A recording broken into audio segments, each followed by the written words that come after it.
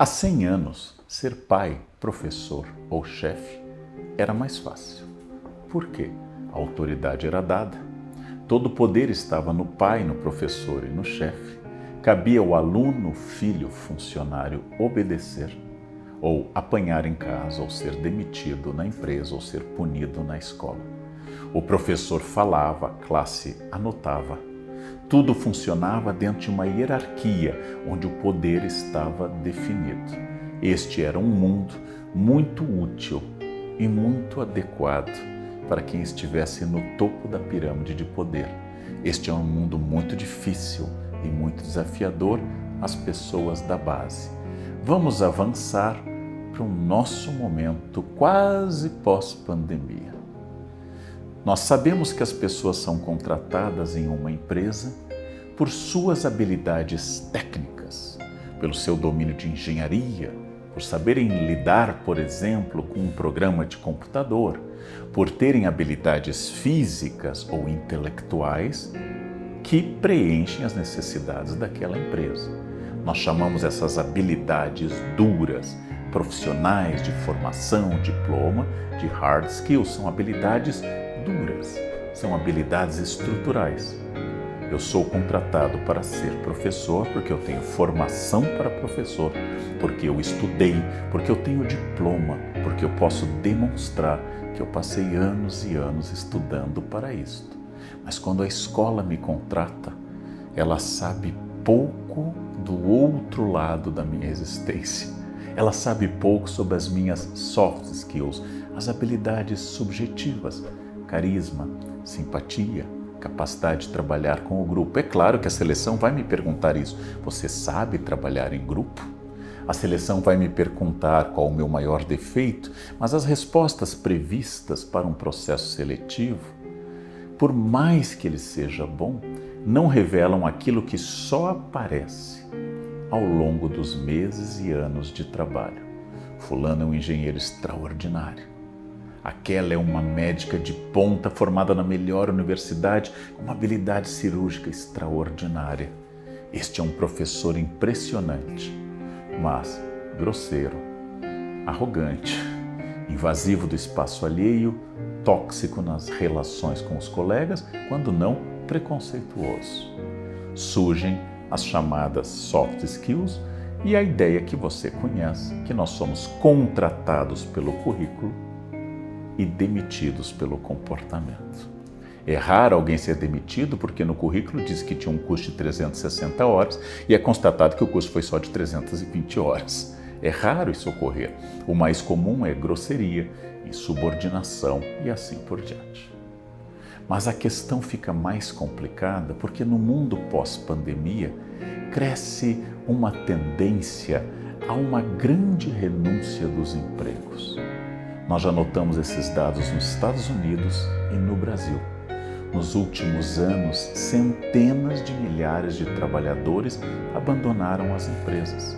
Mas não abandonaram porque estavam em briga, em choque direto com a direção. Não abandonaram por isto, mas porque estão buscando, por exemplo, qualidade de vida, maior tempo com a família, um período de lazer maior, uma capacidade de ser mais criativo, uma capacidade de ter mais propósito. Esta grande renúncia, essa grande abdicação do emprego como figura está se multiplicando e aí é que entra a figura da liderança. Se nós falarmos antigamente de hard skills e soft skills, hoje nós falamos que um verdadeiro líder desenvolve, promove e estimula power skills, ou seja, a combinação dos dois elementos.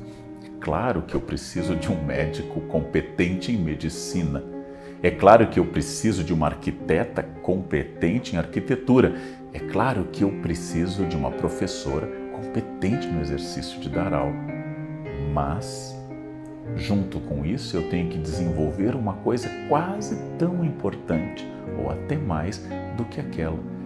E essas power skills se transformam em coisas fundamentais. A liderança através do estímulo de cursos, a liderança através de feedback contínuo, a liderança através da barragem, parar as fofocas, a maledicência, tudo aquilo que um grupo humano costuma promover. A liderança que ajude a fazer reuniões produtivas, que estimule as pessoas, passou a ser um tipo de liderança muito diferente daquele tipo cuja simples presença assustava a equipe. Um mau líder é aquele que provoca a pergunta de um funcionário que chega um pouco depois do horário normal e pergunta: ele já chegou? Quando as pessoas perguntam: ele já chegou, existe um medo ainda ao poder.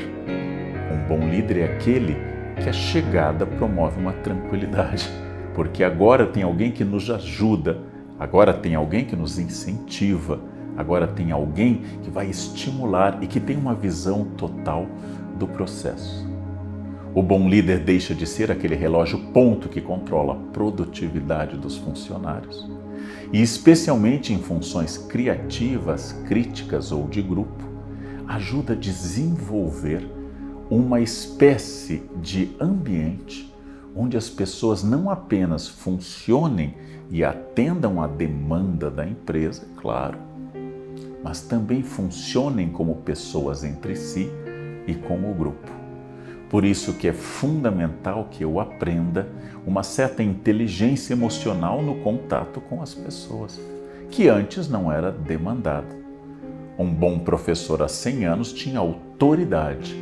Hoje um professor precisa de autoridade, mas hoje somos muito intolerantes ao autoritarismo. A boa capacidade de estimular essas power skills transformou a noção de liderança.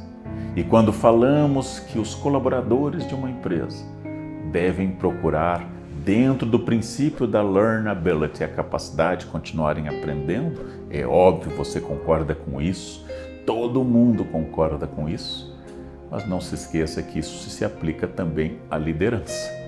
Os líderes costumam dizer: quais os últimos cursos que você fez? E os liderados poderiam dizer: e o senhor e a senhora? Quais os últimos cursos que fez sobre liderança? O desafio tem que ser coletivo. Vivemos experiências inéditas. Ninguém preparou uma estratégia clara sobre ação e estratégia em negócios pós-pandemia. Ninguém sabe como realizar um novo tipo de aula onde as atividades presenciais e as atividades virtuais convivam. Ninguém sabe como será o futuro de uma medicina em que a anamnese médica, a entrevista para o levantamento dos dados do paciente, pode ser feita agora virtualmente. Ninguém sabe onde está com clareza essa caminhada.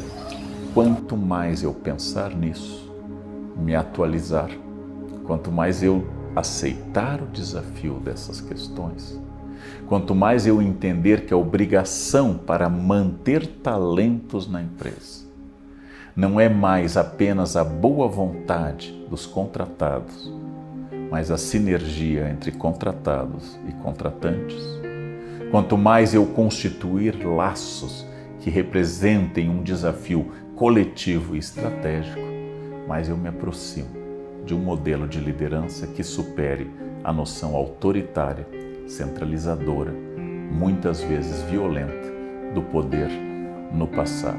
Ser líder hoje é mais difícil do que há 100 anos. Ser líder hoje é um desafio interessante para que você possa pensar que não apenas os associados e os colaboradores têm desafios novos na empresa, mas você que exerce qualquer liderança também tem o mesmo desafio.